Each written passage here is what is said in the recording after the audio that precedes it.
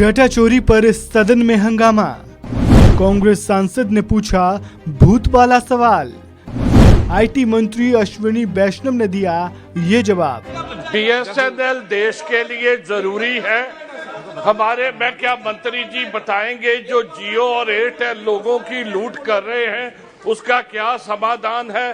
रात को फोन बंद करके सोते, सुबह ऑन करते हो, जियो और बीएसएनएल का मैसेज आ जाता है कि आपका डाटा खत्म हो गया। सर क्या रात को भूत उसे यूज करते हैं? कृपा करके इस पे लगाम लगाई जाए और लोगों की लूट से बचाया जाए। धन्यवाद। अब माननीय अध्यक्ष जी, जब आप लोग सरकार में थे, यूपीए की सरकार थी, तब डेटा की क्या वैल्यू थी, डेटा की क्या कॉस्ट थी सर। आप जो भूतों की बात कर रहे हैं माननीय सांसद महोदय, वो भूत 200 रुपए पर जीबी लेते थे, आज 20 रुपए से कम है पर जीबी। आज दुनिया के सबसे अफोर्डेबल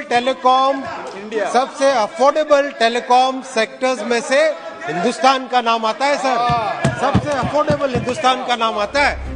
जी हाँ, ये भारत सरकार के आईटी मंत्री अश्विनी वैष्णव है, जिन्होंने कांग्रेस सांसद के डेटा चोरी वाले सवाल पर जवाब दिया।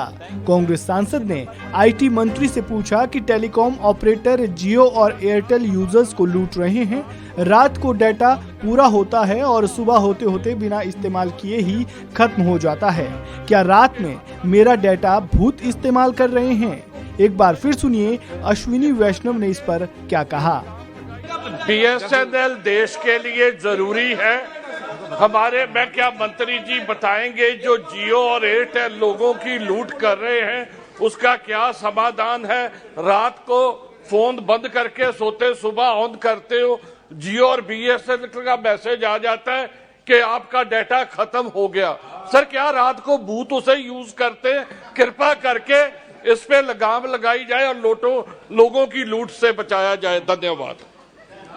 अब माननीय अध्यक्ष जी, जब आप लोग सरकार में थे, यूपीए की सरकार थी, तब डेटा की क्या वैल्यू थी, डेटा की क्या कॉस्ट थी सर।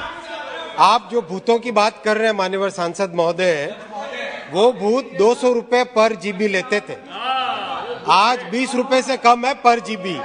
आज दुनिया के सबसे अफोर्डेबल टेलीकॉम सेक्टर्स में से हिंदुस्तान का नाम आता है सर, सबसे अफोर्डेबल हिंदुस्तान का नाम आता है। आईटी मंत्री ने इसके अलावा कांग्रेस के नेतृत्व वाले यूपीए गठबंधन पर तीखा हमला बोला। आईटी मंत्री ने कहा कि कुछ राजनीतिक दल, विशेष रूप से यूपीए सरकार में जहां बहुत सारे फंड डाइवर्ट किए गए थे, जिसके कारण बीएसएनएल बहुत बुरे दौर से गुजरा, लेकिन अब बीएसएनएल को बेहतर किया जाएगा। इस खबर में फिलहाल इतना ही। ताज़ा अपडेट के लिए बने रहें वन इंडिया हिंदी के साथ।